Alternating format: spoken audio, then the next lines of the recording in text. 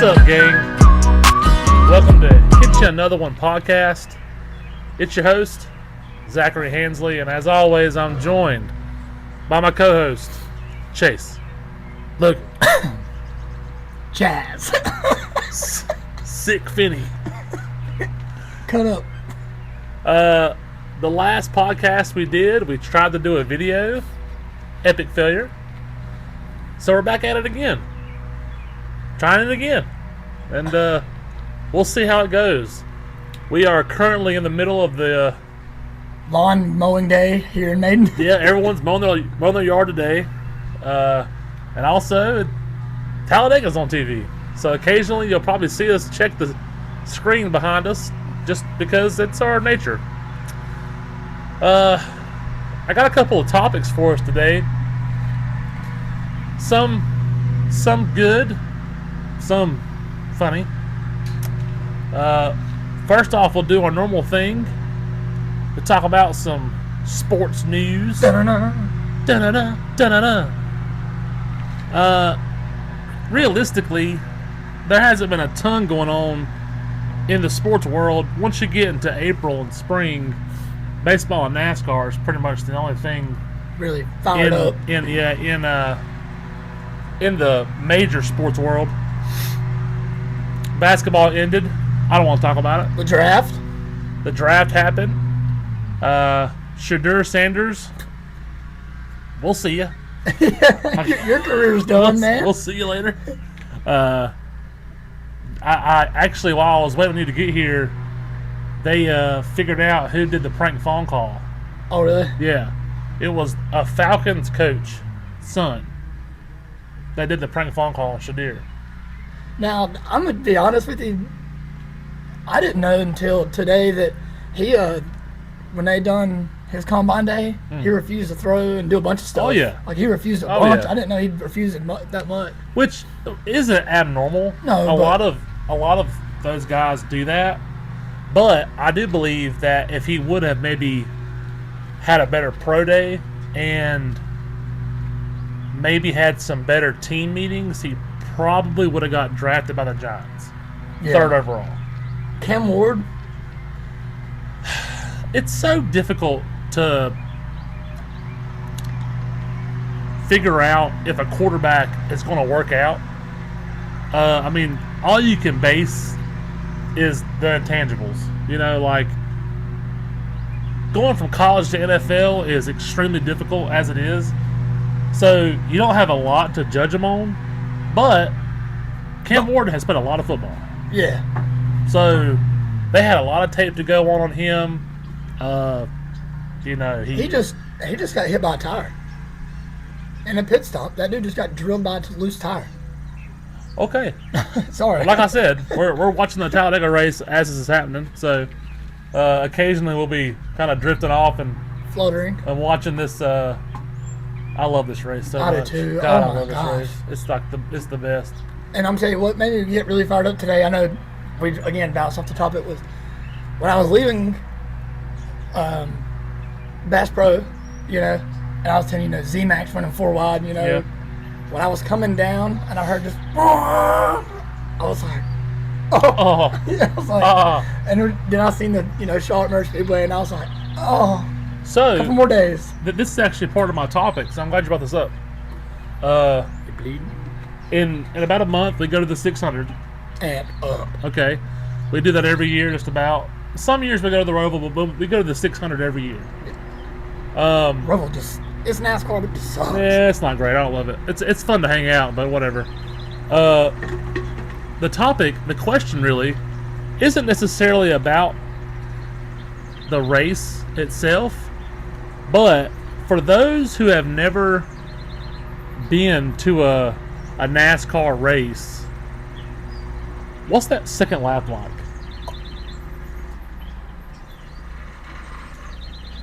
I don't know, man. Like, if you've never been to a NASCAR race, the second lap, when they're at max RPM oh, and they've shifted to the gears, they're coming around 4. And they hit 3 and 4, and they just like, it's almost like they are on a rail yeah. as they hit the front stretch. It's just And the sound that just like it's at that moment, and I say this to everybody because a lot of people are like, I'm not a NASCAR fan. NASCAR's boring. Okay, they go in a circle. I'm like, I understand that, but have you ever goes straight. Have you ever been to a NASCAR race? If not, go to one, and then tell me how you feel after the second lap. Now I get that setting there at the 600. That is a long. It's a long race. It's a long race. It's tough to get through. Like when we went to Talladega, and Rhonda, they come around done their first lap. They come around for their second one. Oh yeah. And was right against the wall, and Rhonda's face was like, oh yeah. Like, oh yeah. She was shocked. Yeah, because the TV does them no justice to how fast they're moving. No. And how much, like, how it sounds and the wind they create as they come by. Now, granted, if you love racing, the 600 is great because a lot happens during that. Pit strategy comes into play. Different moves that drivers make at different stages of the race. So if you love NASCAR, the 600 is great. We love watching it and we love hearing the team radios. But if you're not a NASCAR fan, just give a race a try. And I'm gonna tell you this: I don't know if the second lap thing is intense, but at Daytona, that lap 3, they all hold up the 3 in the stands. That's just magical for you. You and Luke Brown, dude. Papaws, dude. I remember when Dillon raced here. I swear on my life, that dude on Instagram, old man that looks like Luke Brown. Yeah. You know why them geese? You know how geese fly in a V? You know why there's one bird, one line longer than the other line? Because that line's got more geese on it.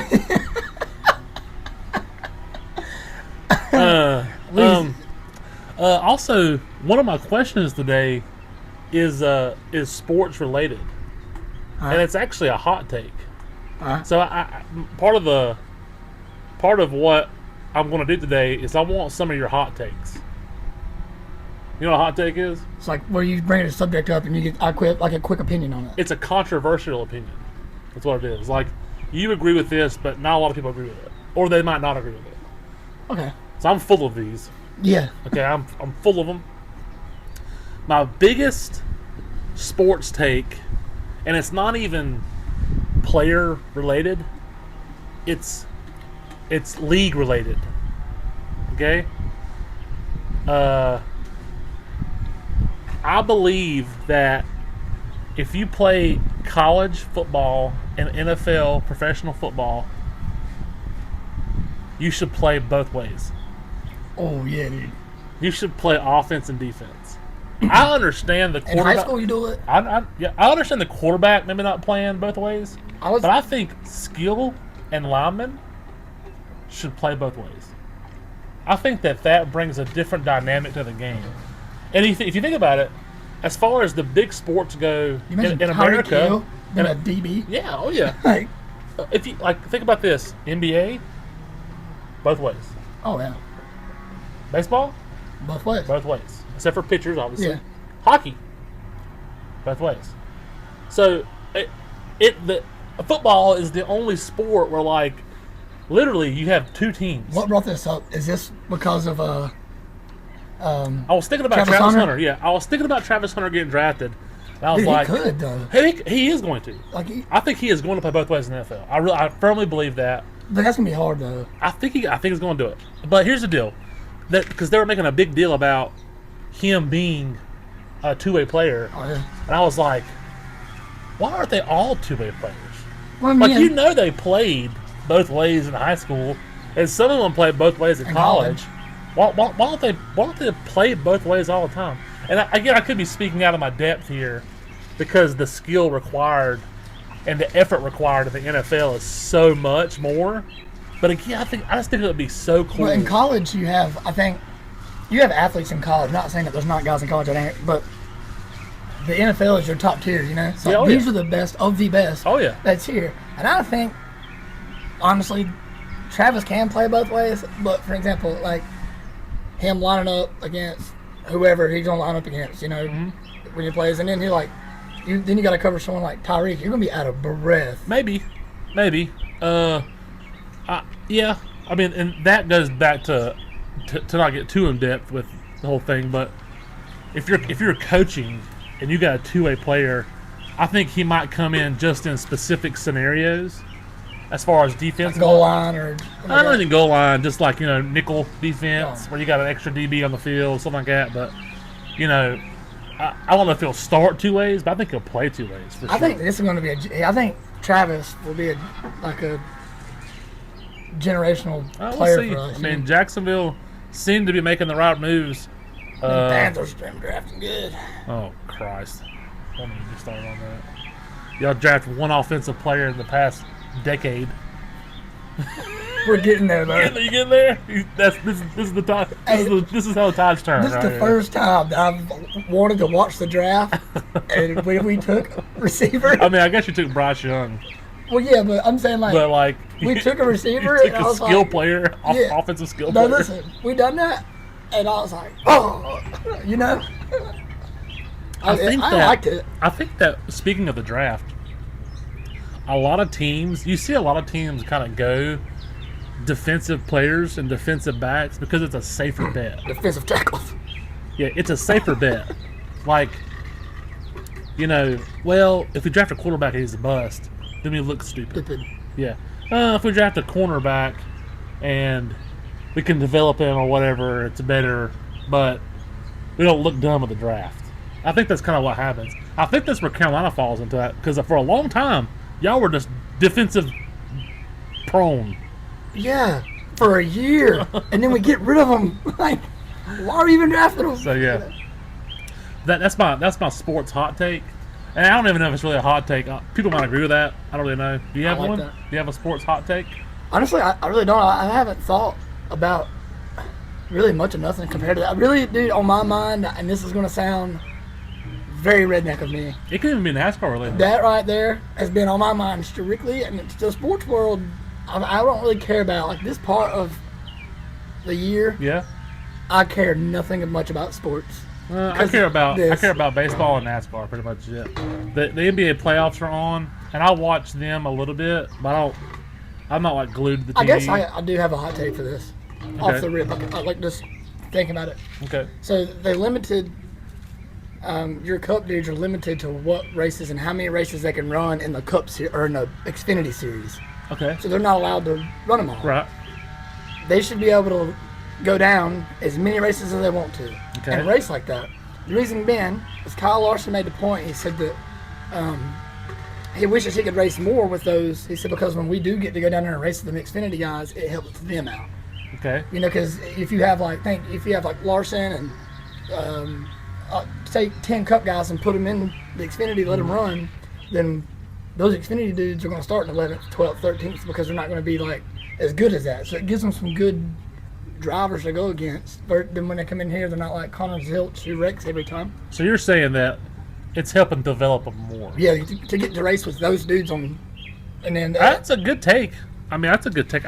I've always had the because you're only as good as who you're with. You know, if you train with this, I mean, you're gonna be this, I understand that. But in the same aspect, and not to compare sports to sports, but I mean, could you imagine like NBA players going to play college or the G League? You know, I mean, at some point, that would really. I don't know because Xfinity.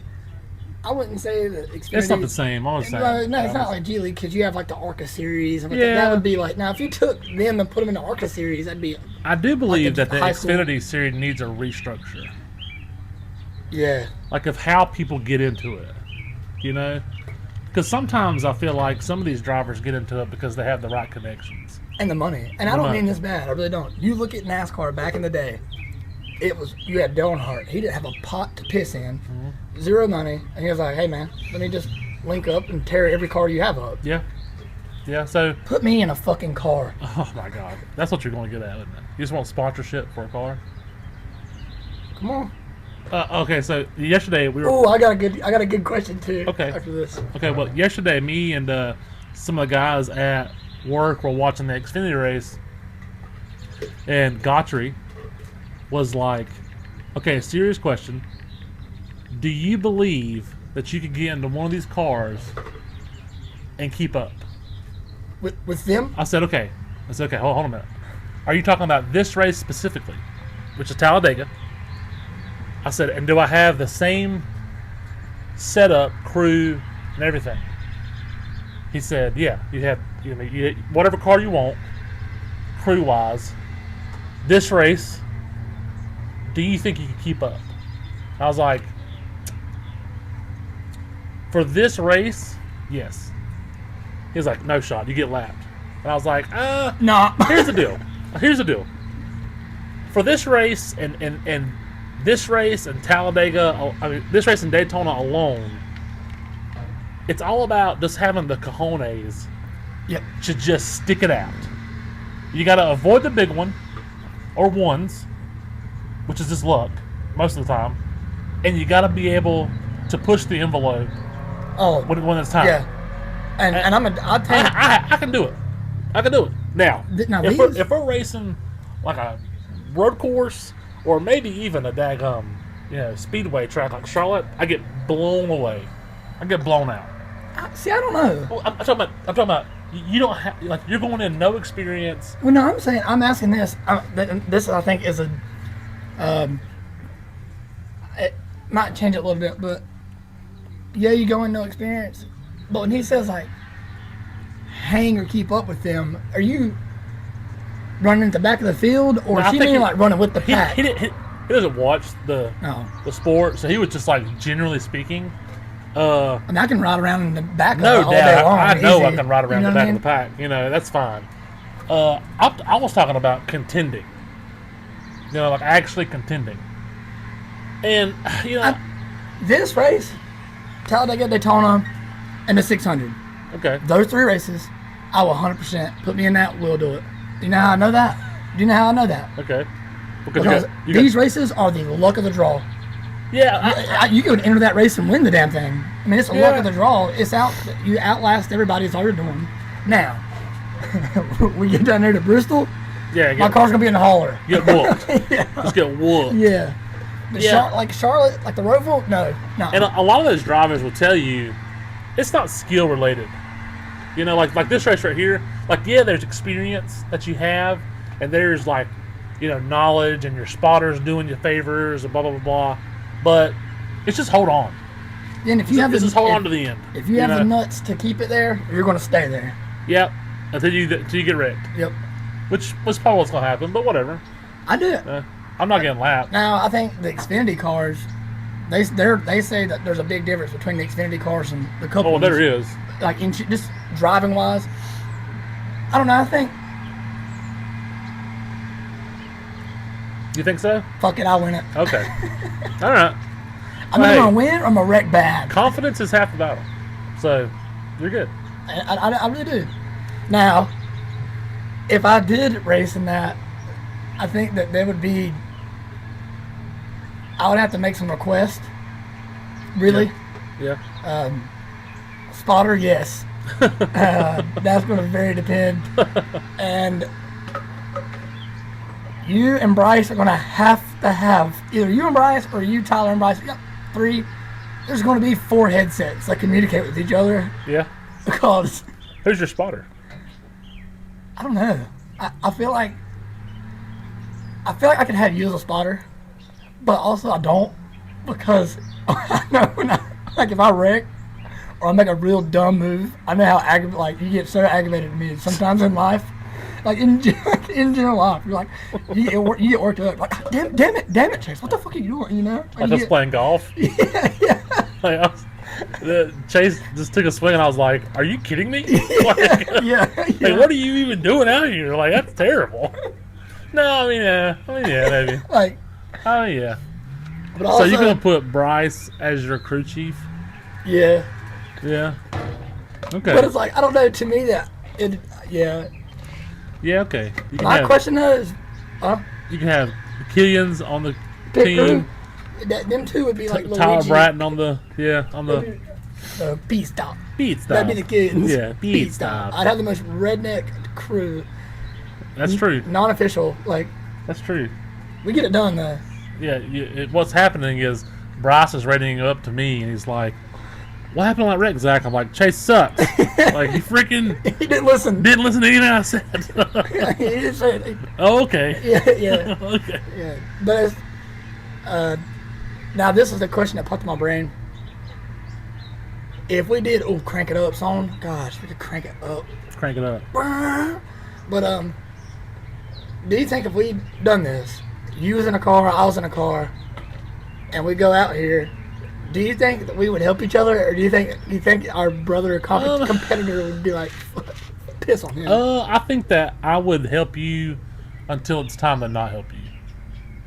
Until like those last 10 laps, or I'd say last. Yeah, I think that I'm okay with playing nice up until it's time to not. And I'm gonna speak from evidence, and this is pure. Would you spin me out? This is pure evidence, okay? The Madden, dude, God, the Madden curse comes to haunt you if we did that. If we were in these cars right now, and it came down to the last 5 laps, you know me, I'm a cucumber. I'm as cool as it can be. You are not. You are just not. You're a nervous wreck. I get flustered so much, dude. I'm like this. That day that I went to go do the driving experience thing, I was not nervous the whole time. Like, I was so calm. And then I had one of my moments. It was when I was going down pit road and they were like, stop at the cones. And I stopped, push clutch in, threw it in neutral, and sat there. And the car just died. Like, I was stopping. I pushed it in, threw it in neutral. And the car's like idling, cut off. Mm-hmm. And the guy was like, if a car cuts off on you, don't restart it. You know, let someone do it for you. I'm at the edge of pit road, dude. No one's near me. Yeah. And that dude comes up with the camera, like, all in my face. And I'm like, hey, can you get someone? And then the spotter's talking to me. I can't talk to him back. He's like, come on, 19, let's get it going. 19 car, let's get it going. You're just in that car like, I was having a come apart, dude. Like, he was like, you could hear it in my spotter's voice. He was like, oh, all right, 19, let's get that thing fired up. And I'm like, at one point I was sitting in there and I was like, I can't even fucking start. Like, I yelled. And the dude come up and I was like, I just pushed the clutch. I went bam, bam, bam, bam, started up myself and just went. So I was flustered. For those that don't understand the Madden curse for you. Cut the PlayStation off. Okay, so and me and Chase grew up together and we played video games, obviously. You know, all the time. I bet you I can count on my one hand the number of times you beat me at Madden. And it's not because I'm like really good. I mean, I'm not terrible at Madden. It's not because Chase is terrible at Madden. It's because the game always came down to one score. Chase would have the ball. It's a minute left. He's got an 80-yard drive. And it's and 3 timeouts. It's automatic. Chase doesn't intercept. Chase doesn't intercept. The one that made me the most, I think, the maddest was, I think, maybe Madden 08. This is embedded, and I think you've talked about this before. Yeah, I had the field goal to win the game, and I was amped up, and it was a fake field goal. That way I could just run it right up through the middle to win the game.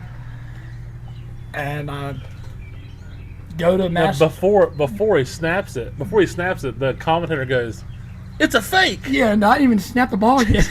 Chase hadn't snapped the ball yet. I just cut the fuck. I obliterate him. I just obliterate him. I said, beep. Cut it off.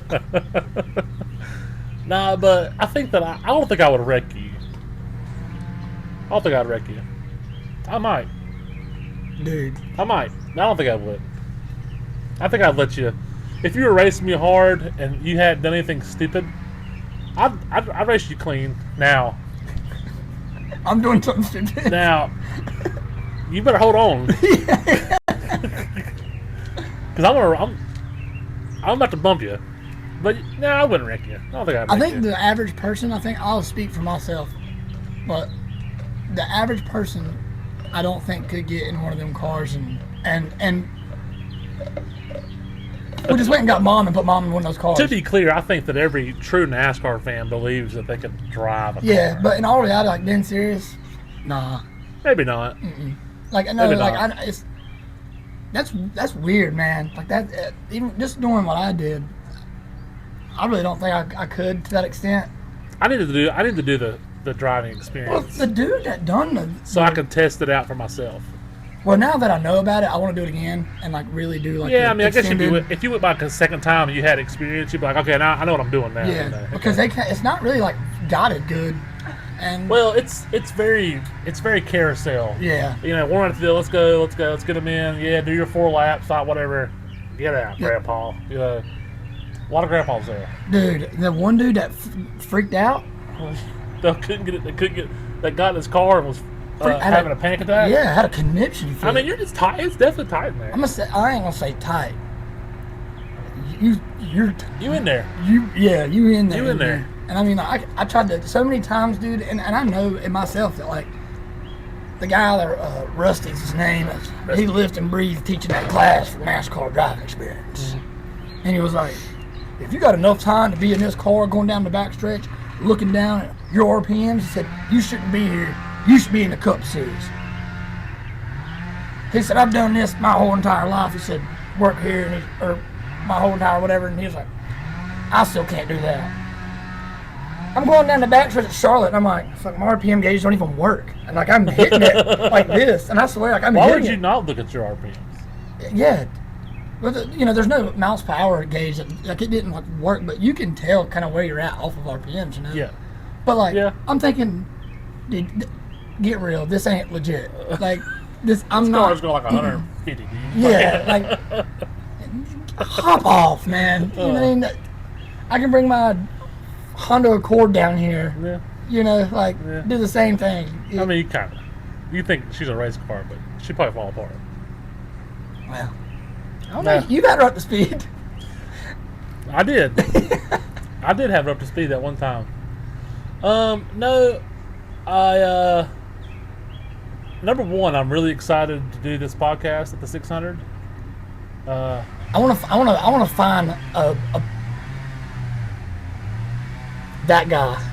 Oh, to interview? Oh, we'll find him. That guy, because you can't just walk up and be like, "Hey, little Ricky, what are you doing?" We'll find them. They're always there. 9 times out of 10, they set up shop right beside of us. Yeah, like those 2 dudes that were there the last time we were there. 100% could be on the podcast. Yeah, no doubt.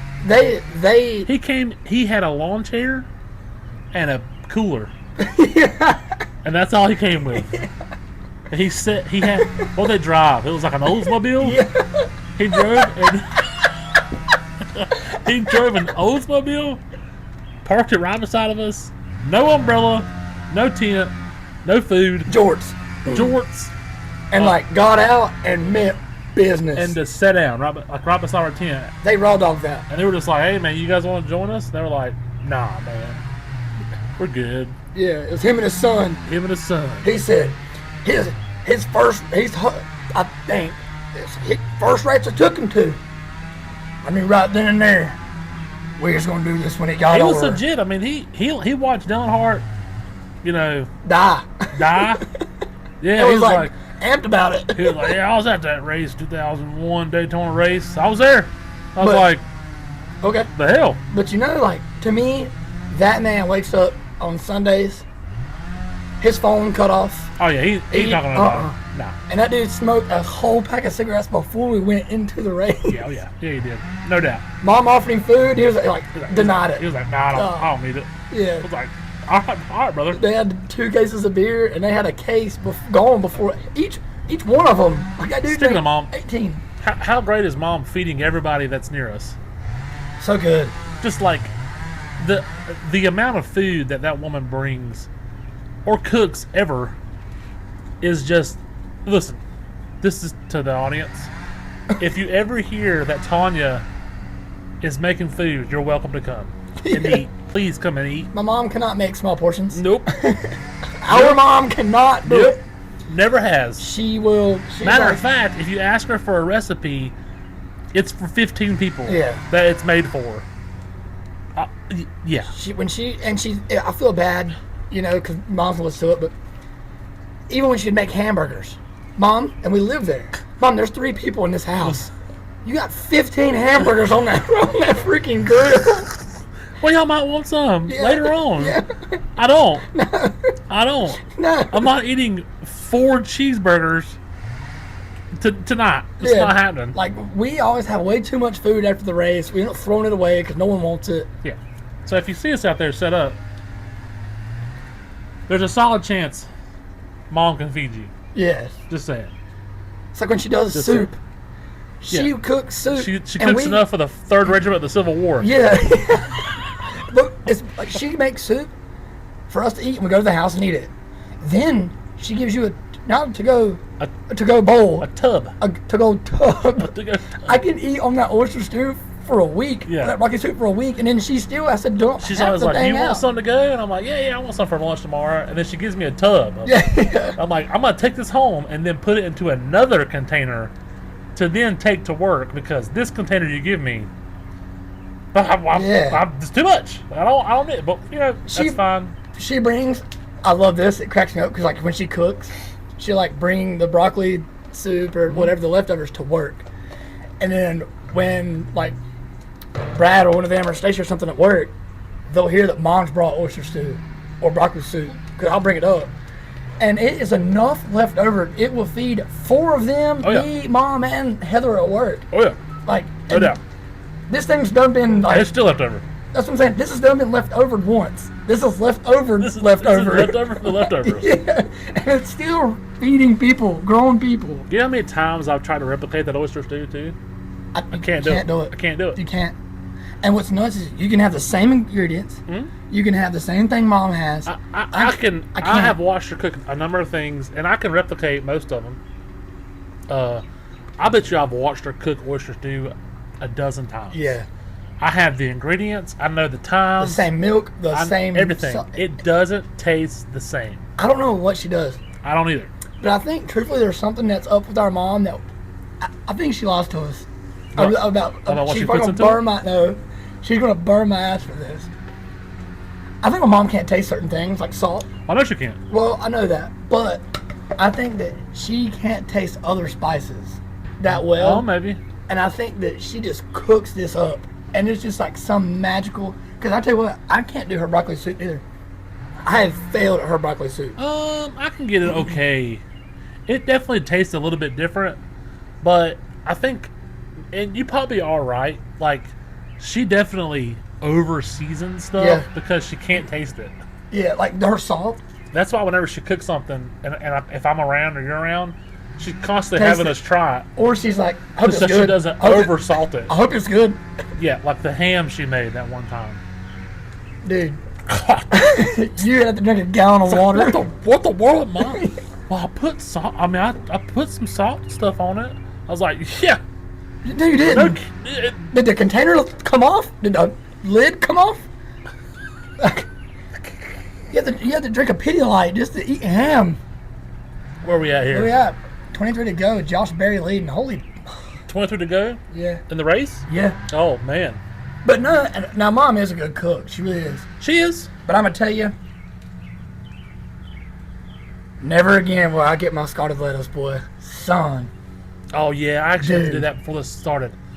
I'll never get that. Hold on a minute. For those that most of y'all know, one of the goats of our family, maybe the goat of our family.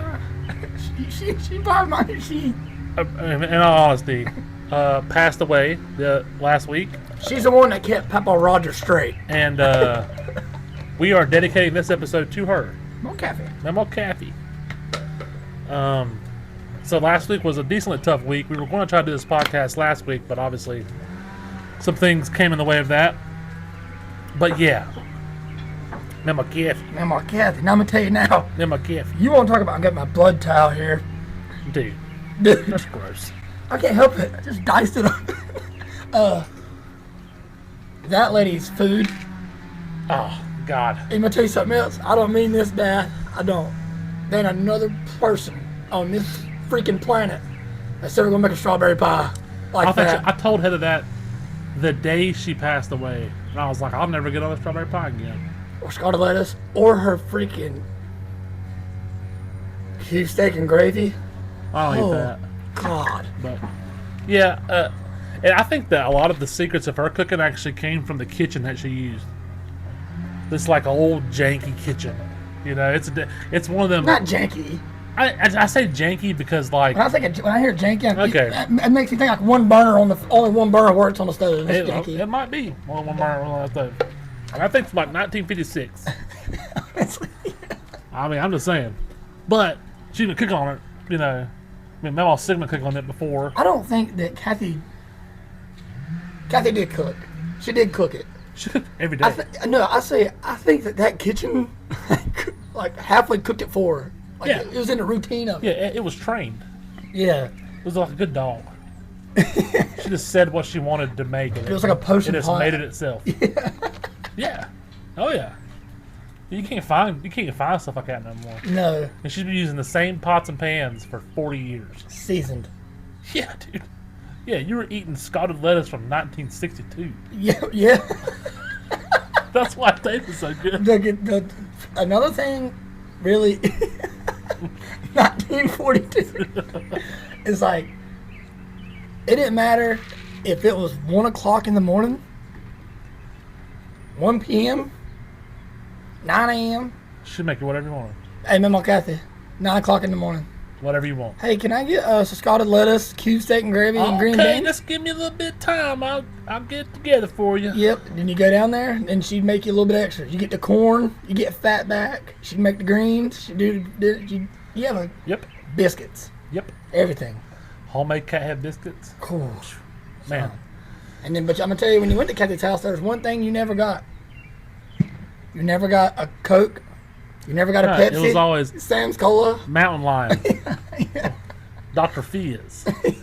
No, it was or Dr. Perky. Dr. Perky. Yeah. Mr. Pidd.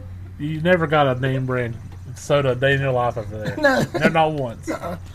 And if you open the fridge up, you couldn't find nothing. Yeah. Except the tea jug on the top. It was stacked from top to bottom. But whatever. That lady had two fridges in her house with 3 freezers. You think she had that one deep freezer, then the freezer outside, and the refrigerator outside. The top of it, you need to go in there and get you some ice cream. God, I'm gonna miss her so much. She's one of my favorite people, dude. I hate that everything happened, but that is yeah. I'm gonna miss her a ton. You know what I do love? Bye bye now. All right, bye bye now. I love you, man. My guys, we love you. Come on back now. Pepper Buds. Don't forget your book satchel. Don't forget your book satchel. I call Presley's book back a book satchel. She looks like I'm stupid. I was like, what is that? That's book bag. I'll never forget. One day I was sitting there doing my math homework, and Pepper Bud rolled up on his little hover around, you know. He said, "What are you doing? Arithmetic?"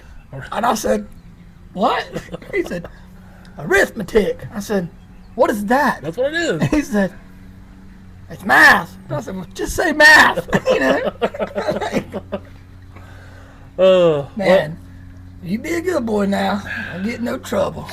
Then we got Papa Roger. Oh God. Ass. He's an asshole. And Mom the other day, Mom was like, "I hope you do realize something." I said, "What?" She said, "You are a happier version of Papa." A happier version of Papa? Because I'm not as grumpy 24/7. But like in the morning. That's pretty close. Tito, look at this. Have you seen the picture that Mom has posted with Papa on Facebook? Oh yeah, I did see that. Wow, and then this one. That's a good one. But it's his face. Yeah. He's happy there. You just don't know it. He's happy there. You know? Did he complain about it? No. Yeah. Yeah, he did. That's like the fire call.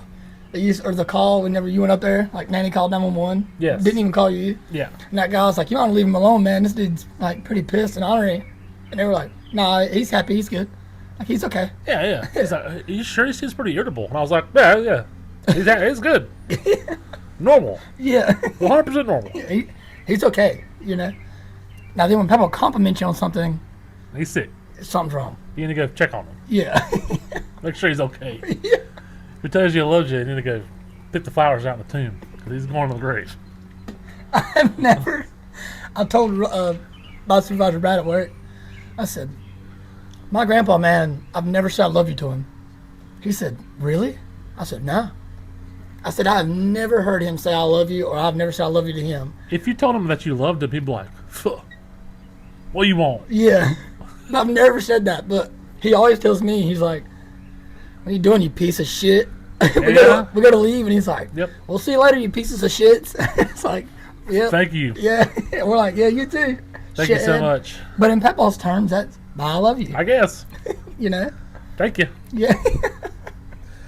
Well, we're going to wrap this episode up. One episode, we got nothing achieved. That's okay. We never do. We never do. For those of you still watching, be sure to like, share, and subscribe now because this episode should make it to our new YouTube channel. Hopefully. If you're listening and you don't see it on YouTube or you don't see the video, it's because we failed again. Which is likely. Probably going to happen. Which is likely. But if we fail, we're going to try again. We'll try again. We'll keep on trying. If you do, listen to us. We appreciate you. All right. Now take it easy. We'll see you next time. And if you don't appreciate us, you don't watch us.